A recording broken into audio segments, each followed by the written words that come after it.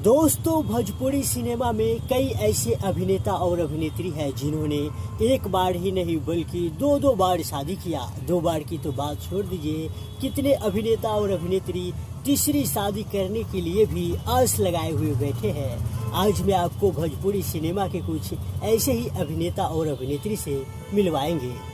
जी हाँ, यश कुमार को तो जानते होंगे आप। यश कुमार पहले अंजना सिंह से शादी किए थे। अंजना सिंह के पास एक बेटी भी है। हालांकि अंजना सिंह से कुछ ही दिनों बाद यश कुमार तलाक ले लिए और ये दोनों एक दूसरे से अलग हो गए और फिर जाके हाल ही में यश कुमार निधि झा के साथ शादी किए हैं।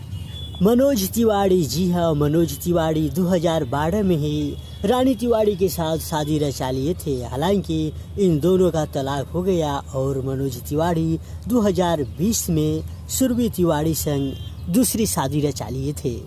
भोजपुरी एक्टर्स पाखी हेकरे, जी हाँ, पाखी हेकरे की शादी उमेश हेकरे संग हो गया था। हालांकि दोनों तलाक लेकर अलग हो चुके और तलाक के बाद पाखी अब सिंगल ही रह रही है। श्वेता तिवारी, जी हाँ, श्वेता तिवारी भोजपुरी सिनेमा की चर्चित अभिनेत्री रही। श्वेता तिवारी ने राजा चौधरी से तलाक के बाद अभिनव कोहली से शादी रचाए थे। साल 2021 में श्वेता अभिनव से भी अलग हो गई। फिलहाल वह सिंगल ही है और अपने बच्चों की परवरिश कर रही है। हो सके तो ये तीसरी शादी भी कर सकते हैं।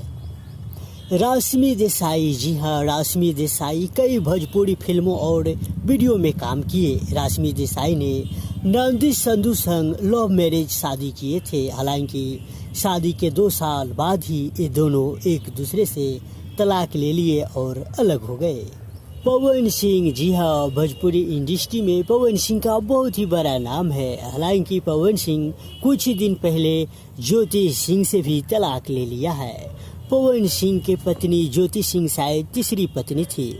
मुझे इनके बारे में इतना कन्फर्म नहीं। आपको अगर पता है तो आप कमेंट करके बता सकते हैं, पवन सिंह की पत्नी ज्योति सिंह तीसरी पत्नी थी या दूसरी।